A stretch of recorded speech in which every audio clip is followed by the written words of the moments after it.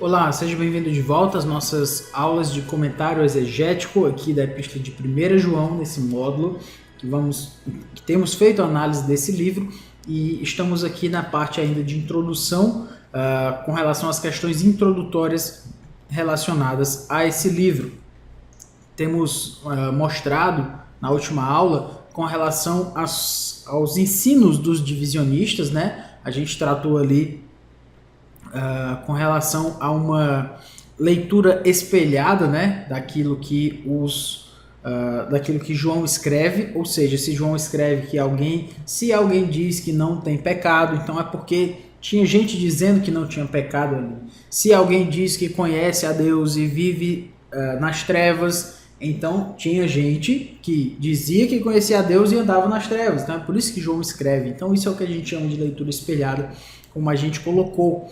A gente mostrou que aquelas pessoas tinham dificuldade em crer que Jesus tinha vindo em carne, tinham dificuldade com uma vida espiritual fora da vontade de Deus, né, nas trevas, não davam um testemunho fiel da sua fé, tinham dificuldade em acreditar na morte expiatória de Jesus, de acreditar que Jesus era o Cristo, o Messias. Então, para tudo isso, João diz, olha, vocês, se alguém diz que tem uma unção especial, na verdade é como se ele dissesse isso, né? Se alguém diz que conhece a Deus e não ama seu irmão, então é porque essas pessoas não amavam a seus irmãos.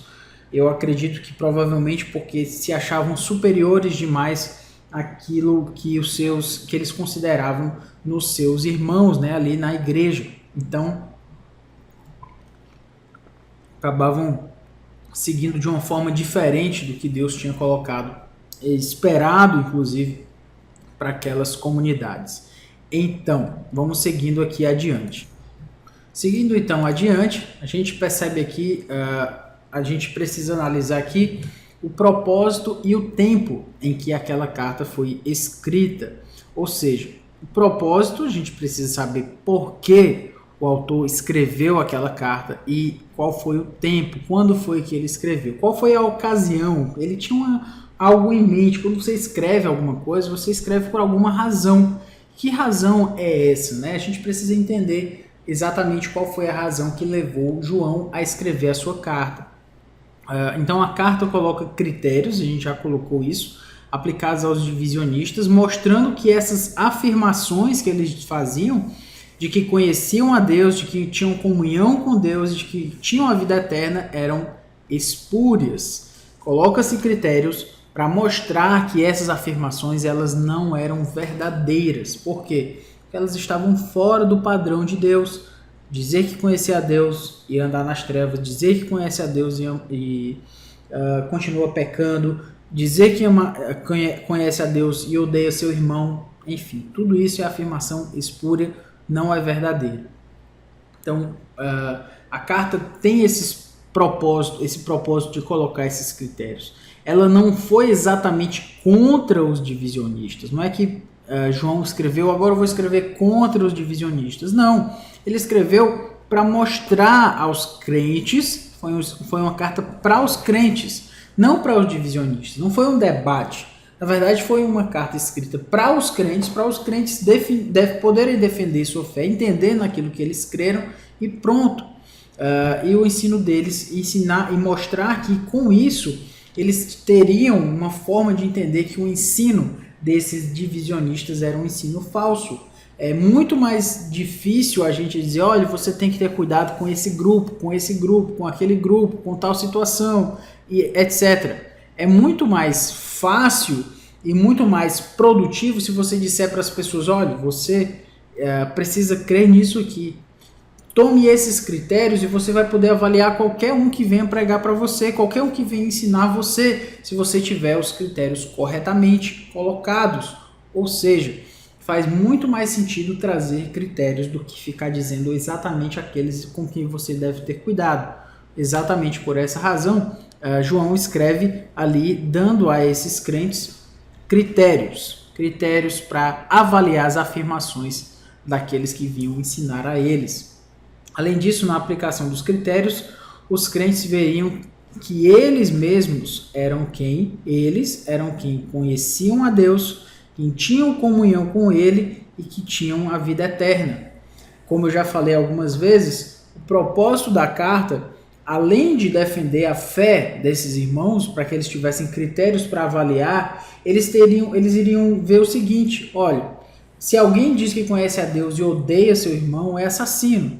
Se alguém diz que ama a Deus, se alguém diz que conhece a Deus e não ama seu irmão, é mentiroso. E a pessoa podia olhar: olha, mas eu conheço a Deus, eu digo que conheço a Deus, mas eu não odeio meu irmão, não. Eu amo meu irmão, eu busco fazer por ele o que é melhor.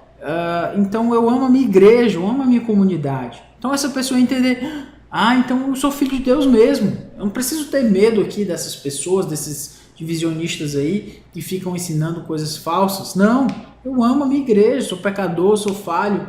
Inclusive o texto vai dizer: se alguém pecar, porém temos advogado junto ao Pai. Você não vai ser perfeito, mas você também não vai viver uma vida desesperada pelo seu pecado, porque nós temos advogado. Então, o ponto é que esses irmãos precisavam, além de critérios para avaliar a pregação e o ensino de outros, esses irmãos precisavam também de confirmarem a sua própria fé, e João escreve com esse propósito. Então, como já coloquei, o propósito era duplo: mostrar que o ensino era falso e aumentar a segurança dos crentes, certo? Então, o ensino falso e a segurança, mostrar que era falso e aumentar a segurança dos crentes. Duas coisas muito básicas que João tem em mente na hora de escrever a sua carta. Fala assim: João tem em mente, não estou entrando na mente de João, obviamente, mas a partir disso a gente já pode perceber onde esses irmãos, aliás, a gente pode perceber o que ele queria a partir do que ele escreveu. Então, a gente percebe essa tônica, né? Mostrar o que é falso e aumentar a segurança desses crentes. Eles precisavam então dessa segurança, pois ela fora abalada pelo ensino dos divisionistas, né? Os divisionistas ensinaram coisas falsas e isso acabou abalando aqueles irmãos, deixando-os inseguros. Então, João diz lá em 1 João 5: estas coisas vos escrevi a fim de saberdes que tendes a vida eterna. Vocês têm essa vida eterna. A vós outros que credes em o nome do Filho de Deus. A ideia aqui é que vocês já têm, certo? Basicamente isso. Vocês têm a vida eterna. Estou escrevendo para vocês não se preocuparem.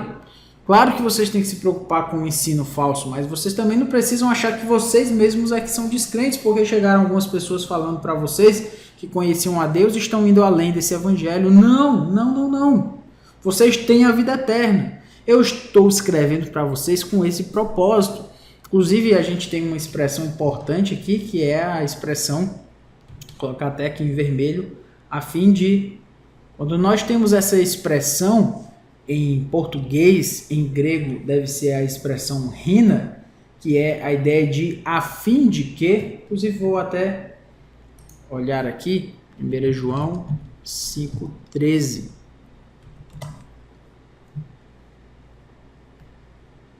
Exatamente isso. A palavra aqui é a palavra,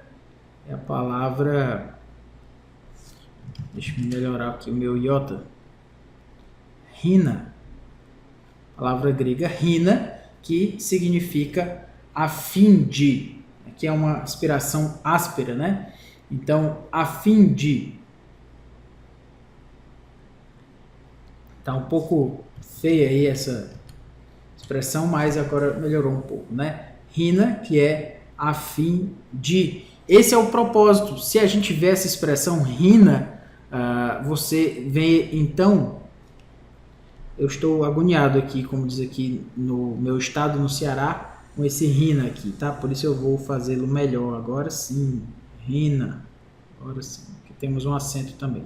Rina, que é a ideia do a fim de quê? Quando nós temos essa palavra, nós temos propósito. Nós temos propósito. Propósito de João, então, saibam que vocês têm a vida eterna. Eu quero que vocês saibam que vocês têm essa vida eterna. Se ele está escrevendo assim, é porque aqueles irmãos estão precisando de ajuda, né? Eles estão precisando de uma segurança sobre a sua própria fé, e é por isso que o apóstolo João vai ali dar essa força para eles. Se 1 João foi escrito então depois da versão original do quarto evangelho, se estiver certa a data do quarto evangelho, né, que é 85, entre 85 e 90, então isso coloca a escrita da carta lá no início da última década do primeiro século. Então algumas questões, lembra que a gente falou de alguns elementos que são pressupostos. O que são esses pressupostos? São questões que nós aceitamos a partir da inferência, da reconstrução ali do tempo bíblico, que nos fazem entender que algumas coisas estão em determinada data. Então, existe algo sobre a data do quarto evangelho, estando ali baseada entre 85 e 90 depois de Cristo. Então, se o quarto evangelho foi escrito, né, na sua versão original ali, mais ou menos entre 85 e 90, isso coloca a escrita da carta no início da última década do primeiro século, ou seja, ali para 91, 92, 93.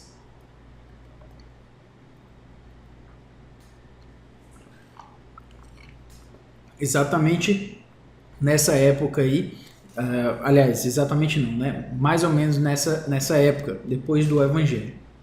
E se a tradição estiver correta em afirmar que João escreveu a carta, ou seja, foi João mesmo, né, que escreveu essa carta, e ele passou os seus últimos dias lá em Éfeso, né, como a gente colocou. Então, João passou seus últimos dias em Éfeso. A sua carta foi escrita já no final do século. Então é bem provável que ele tenha escrito ali para aquela região de Éfeso. Então pode ser que o 1 João tenha sido estendida, né, como uma carta enviada de Éfeso a um número de igrejas associadas, né, igrejas ali próximas na região ao redor dessa cidade de Éfeso, as quais estavam sendo perturbadas pelas atividades dos divisionistas. Então, provavelmente João escreveu ali de Éfeso para igrejas dentro daquela região, talvez nas proximidades, exatamente com relação a isso. Mais uma vez aqui para a gente olhar no mapa entre o Éfeso de ontem e de hoje, né, como já coloquei aqui, sendo a Itália, aqui nós temos Roma, né, então nós temos a bota aqui da Itália para a gente já saber onde é que nós estamos. Corinto, Atenas, Mileto e Éfeso, nessa região aqui. E como já coloquei também, a Turquia é o lugar onde Éfeso está hoje, né, aqui na atual configuração aqui do mundo. Um toque sobre isso é que provavelmente então João escreveu de Éfeso, mas é como se houvesse algumas igrejas aqui na região que pudessem receber essa circular aí da sua primeira carta, e nesse sentido ele escreve, né, para esses irmãos, para defender a fé deles e também para confirmar a sua própria fé, a fé, ou seja, deles, né? Alguns pontos precisam ser colocados aqui sobre as questões de gênero, certo? De retórica e também de estrutura. Gênero diz respeito ao gênero textual, em que que o livro foi escrito, a forma retórica, mais ou menos como as argumentações do texto se colocam, e a estrutura, né, que é exatamente esse esboço aí da carta, do fluxo de pensamento do autor. Começando aqui sobre a ideia de gênero, a partir desse ponto de vista, a gente precisa primeiro lembrar que essa carta não cabe numa carta típica greco-romana. Por quê? Porque falta a ela alguns elementos básicos, né? Alguns elementos recorrentes nessas cartas greco-romanas. Por exemplo, sem saudação de abertura, não tem ações de graças a Deus Pai, e graças a isso, a Deus por isso e aquilo, como a gente vê Paulo fazendo. Então não tem ações de graças, não tem saudações finais. A gente vê que as outras cartas têm saudações finais, saúda fulano de tal, saúda cicrano e tal. Então, 1 João não tem isso. Contudo, é endereçada a grupos específicos de pessoas que passam problemas em particular. Basicamente é isso. As cartas foram escritas nesse sentido, para resolver problemas específicos das igrejas, problemas em particular que precisa ser notado. Então, gênero carta, mas não uma carta comum, típica, certo? Para aquele contexto. Então, nesse sentido, seria melhor defini-la em termos de função, certo? E não, basicamente, tentar categorizá-la em um tipo. Achar um tipo e inserir a carta dentro desse tipo não é bem exatamente o mais sábio a fazer. O melhor é tentar entender para que ela serve, ela foi feita para quê. E nesse sentido, a gente percebe que ela é uma carta circular, como eu falei, foi feita para estar entre as igrejas. Ela, como já coloquei, por que ela é uma carta circular? Porque ela não tem as saudações iniciais e finais, então por isso ela não se torna um gênero de carta comum, certo? Mas ela tem esse propósito. Ela tem uma particularidade dos problemas endereçados, ou seja, todas as igrejas da região estavam enfrentando problemas semelhantes por conta dos divisionistas. Quando João escreve, né? Se alguém diz que conhece a Deus, se disser, enfim, tudo isso é uma prova de que as igrejas estavam com provavelmente algumas pessoas, talvez até muita gente, ensinando um evangelho falso, esses divisionistas. Então ele atenta para situações bem específicas com problemas interessados, tá? A carta tem uma completa falta de referência a leitores em particular. João, na sua primeira carta, não fala de ninguém, de nenhuma pessoa, não fala de nomes, certo? Então, por isso é uma carta diferente. Obviamente, ela pode ter trazido essa ideia de não se colocar com referências específicas, porque ela já foi escrita, né, com o propósito de alcançar um número de igrejas diferentes, bem diferentes. Então, se eu quero alcançar diversas igrejas com o meu ensino vai ser um pouco mais geral. Eu não vou conseguir acentuar alguns problemas específicos de uma comunidade. Então, eu vou precisar ser mais generalista. Vou precisar ser menos específico nas minhas afirmações e mais geral sobre elas. Então, por essa razão, o autor acaba não trazendo referências, não fala do fulano, do cicrano, de beltrano, porque talvez esse fulano estivesse na primeira igreja em que a carta ia ser circulada, mas o beltrano fica na terceira igreja onde essa carta vai chegar. Então, quando o beltrano lê sobre o fulano, ele não sabe nem quem é. Então, precisa ter um tom mais geral para que ela possa ter esse propósito de circular, ok?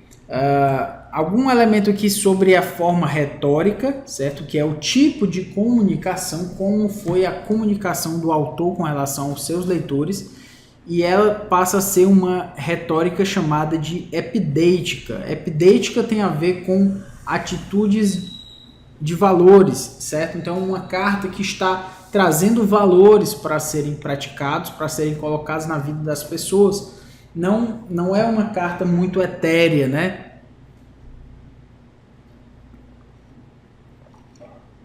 Não é uma carta que traz elementos muito distantes da realidade. Não, se alguém disser assim, vive nas trevas, se alguém fizer assim, dessa forma, então é uma carta que tem o seu pé no chão, vamos dizer assim.